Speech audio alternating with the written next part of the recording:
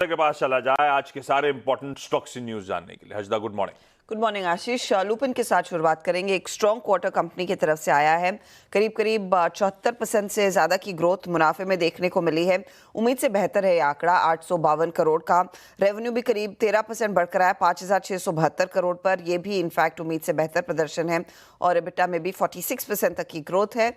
1340 करोड़ हर पैमाने पर उम्मीद से बेहतर नतीजे हैं। मार्जिन्स आए हैं 23.6% पर। अब कंपनी ने थोड़ा सा अपनी प्रेजेंटेशन में ब्रेकडाउन दिया है कि बिजनेस परफॉर्मेंस कैसा रहा है।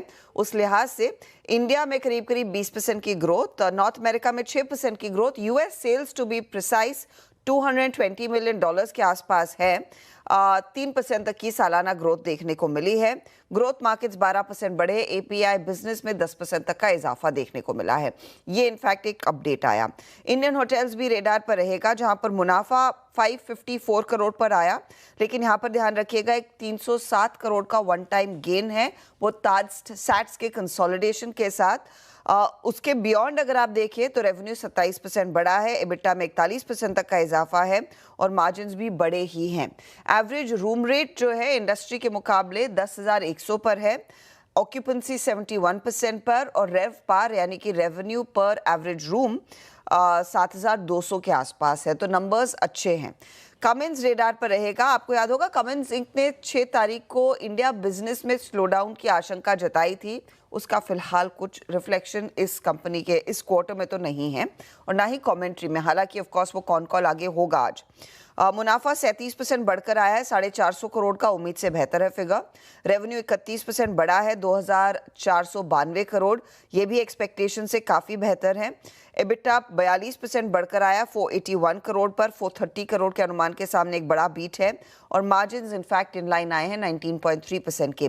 कंपनी कह रही है कि नए एमिशन नॉर्म्स के चलते ट्रांजिशन हो चुका है पूरी तरह से, लेकिन अभी भी शॉर्ट टर्म के लिए वो कॉशियसली ऑप्टिमिस्टिक है, क्योंकि कुछ पॉकेट्स में स्पेशली वो ट्रक डिमांड में पेरेंट ने भी कहा है कि वीकनेस देखने को मिले, लेकिन पावर जनरेशन को लेकर कंपनी काफ़ी ज़्यादा आश्वस्त है, तो वहाँ पर परफॉर्मेंस अच्छा है।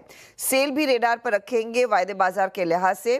प्रॉफिटेबिलिटी में 31% की गिरावट, रेवेन्यू 17% घटकर आया, मार्जिन्स पर दबाव देखने को मिला है और यहाँ पर एबिटा भी 25% कॉन्ट्रैक्ट हुआ। वॉल्यूम्स और प्राइस रियलाइजेशंस कॉन्ट्रैक्ट हुए हैं, उसका एक इम्पैक्ट इस नंबर में देखा गया है। एमजीएल के लिए एक इंटरेस्टिंग डेवलपमेंट है। आपको याद होगा एमजीएल कह रही थी कि गैस के बियॉन्ड वो न्यू एनर्जी में इन्वेस्ट करते हुए दिखाई देंगे, उसकी तरफ पहल हो चुकी है। तो एक यूएस की कैलिफोर्निया बेस्ड कंपनी है आईबीसी, उसके साथ ये एक जॉइंट वेंचर में उतर रहे हैं, जिसमें 40% स्टेक दरअसल इस जेवी में एमजीएल का रहेगा। दोनों इकाइयां मिलकर दरअसल भारत में बैटरी मैन्युफैक्चर करती हुई दिखाई देंगी। Lithium ion battery cell manufacturing की फैसिलिटी यहाँ पर लग रही है और वो लार्जली इंडियन मार्केट के लिए टेलर्ड होगा। तो एमजीएल की तरफ से ये पहल हुई है, तो ये स्टॉक भी आज दरअसल फोकस में रखिए।